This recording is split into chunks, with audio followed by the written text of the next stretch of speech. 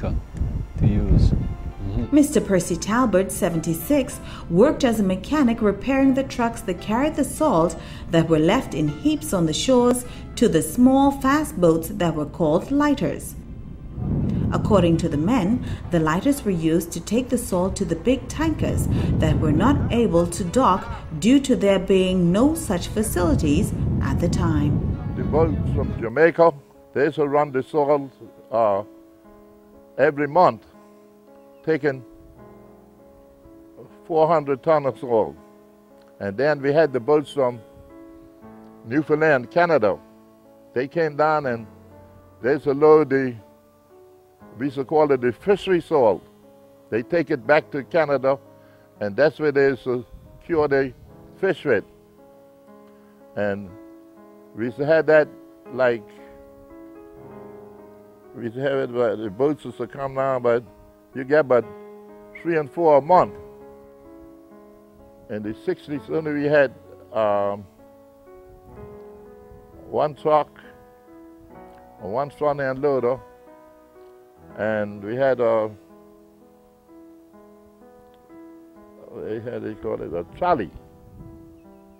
They used to use donkeys over back there, way up on there. And I know many of the fellas out being back well. They call it back well. It's way up most of the end of Soulkey. They call it back well. They have ponds up there, come right down till they go way down south there, way along here, as far as here. But now they need a good cleaning and a good building and everything, because some of the trenches is down, the water will drain from one form to the other. So we start from the heaps. Right. We take all the salt and put it down on the Put it on the beach, on heaps, yeah. That be, they must sit around about a month or something like that, about a month. And they'll get dry, it'll be green and wet. So it'll dry, all the water come out of the soil, all the peckle come out of the soil, and then it'll be there maybe a month, and then they'll get ready to start to ship it. Then when they start to ship it, they have man go there and open the heap up, try to get it loosened up, because it'll be a little hardest then.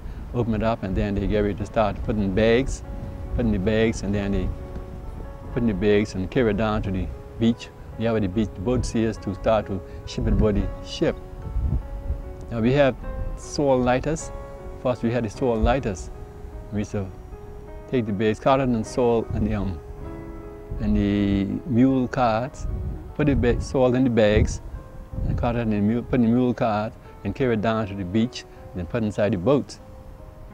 And the boats are called the salt lighters? Salt lighters, and boats are carried by the ship. Okay. You had about 6 men walking in the boat, taking the bags from the boatman, put inside the boats. Those boats will carry about sometimes the tide high, they'll carry about 300 to 400 and some bags, 400 of those bags. That's like, how big are the bags? I think the bags hold about 2 bushels, something like that. I think it's 2 bushels. They go to the ship, and you have a ship at the anchor in the road on the Middle Beach. Down there's a place, is Middle Beach down there. But the ship will anchor off there, the boat will go by the ship. And then they will send a sling down from on the ship. And the man will take the bags, put in the sling, and then they'll hoist the draft up on deck. Then the man will go up deck and empty the bags, the salt in the hole. And see, you got the bags got a noose tied around. And as they hoist the bags up on deck, you have some man on deck and some in the boat. If you have about 4 men in the boat, and about four men up top on the deck of the ship, and they will empty the bags out and put it in the hole of the ship. You have a boy there, he will tie the bags up and tie in a bundle. And then as they get through doing the bags out of the ship, they'll count the bags. You always have an officer there to check the bags, how many bags you have. I was a checker for government for many years. I checked the soil for government for many years. Yeah, I used to check soil for many years on the ship. Up until 1845, the salt pans were commonly owned. all residents on the island had a legal right to work the pans, with each individual being allocated an area to work, the head right system. This system biased the slave owners, who were allocated not only their own rights but also that of their slaves. With emancipation, the slaves were given their own pans, and individuals who were unable to work the areas, or those who just didn't want to, could sell their pans to other individuals. This system inhibited the financial investment in the salt infrastructure. So, in 1845, the British government allowed the individuals to lease the salt pans. Money raised from the leases went into expanding and maintaining the ponds, as well as other public works. Well, when they shipped the salt, they had it called Tux Island Salt Company. They paid, and when they shipped the salt, they had means to get their money back. And when they shipped the salt, and after they shipped the salt, and what money left, they give it back to the owners, you know. I mean, really, the salt industry stopped in the 60s. But I don't know how eventually it went around. They formed a company called Tisco. And eventually they dip in and take over, you see. But it was still under the Tux Island Salt Company. And then after our four parents, they used to call them small proprieties. And after they formed a company called Tisco, they bought all of our four parents out, and everything was left to Tisco, Tux Island Salt Company. And then after that, the government owned the whole thing. After they what you call them? I don't know, they call it the Tux Island Salt Company. That section moved out, and the government came in with this Tisco, and they took over everything, and it's under their direction. No, first it was owned by the government, but after the government take it over, after the government take it over, and they start to run it, take it from the people, you know. There's some kind of dispute, so the government take over the salt industry and start to run it. I can't remember the exact date when it happened, but I knew when they take it over, they had the stacks on top of the salt. That's the imperial government. Had mark on it, you know, the imperial government, so they take over the salt industry. They used to run the salt industry there. The people run their own salt, like the people who own the ponds and things, like Mr. Harriet and James Morgan and Fred Morgan and other people who own ponds. They run the salt their own self. And they had laborers to work in the salt ponds. So if you but Mr. Harriet had the most men. He must have around about 20 some laborers. Morgan must have about 12. Mr. Harriet had about Fred Morgan had about 4 or 5 different people that their own laborers to work in their ponds. When I walk in the pond, I started to walk in the pond. I think it was for the government is walking there. I think the government had it there. Yeah, my fathers had walked for the other people, you know, proprietors. Yeah, fathers had walked for them, but I started walking. The government had over there. Yeah, because after I walked there so long, after the salt industry come to a close, they gave us compensation for the time you walk in the salt industry. They come to a close. History again records that in their eagerness to gain ownership, the locals agreed to take over the maintenance and repairs of the watercourses, canals, ponds, roads, and any property that could be used in common. The transfer of ownership saw a shortfall in monies raised by the Legislative Council, so they raised export duty from 1/4 quid a bushel which it had been since 1852, to half a quid. In 1865, with the price of salt on the rise, along with private ownership of the ponds, the industry looked like it had a bright future. However, the 1866 hurricane, which coincided with the introduction of heavy duty on import salt in the U.S. and a fall in salt prices, seriously affected the industry. The owners had problems and saw the reduction in expenditure and managed to get the export duty reduced to half a quid a bushel in 1869.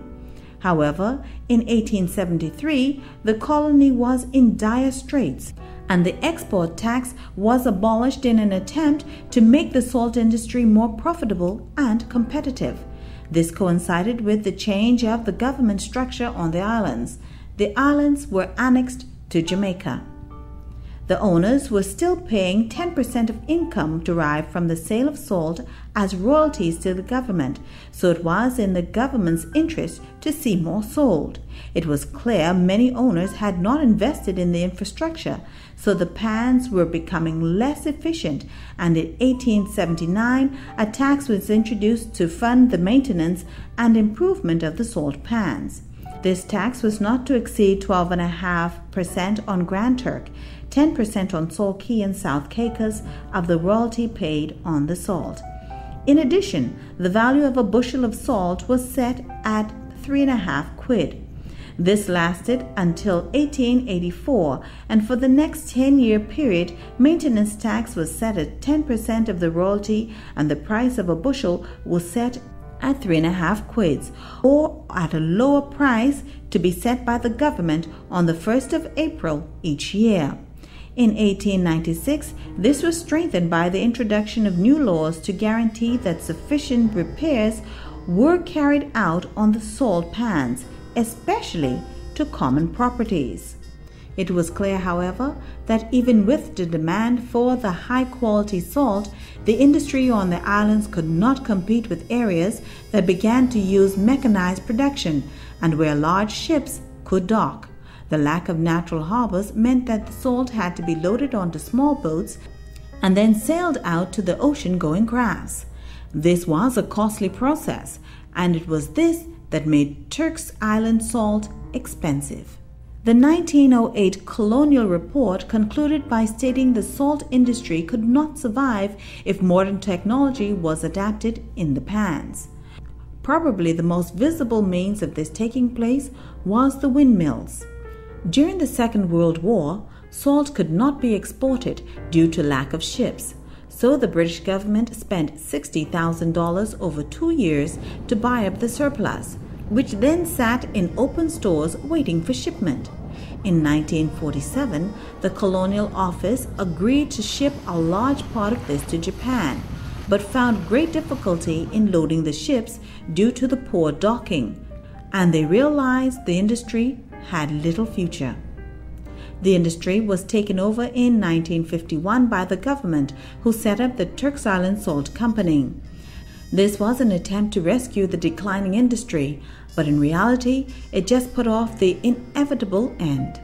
By 1965, oil production had ceased on Grand Turk, and the industry ended with the closure of the production on Salt Cay in 1970.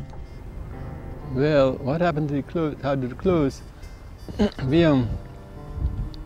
We didn't have this modern equipment like to ship salt more quicker than the other countries like in Anagua.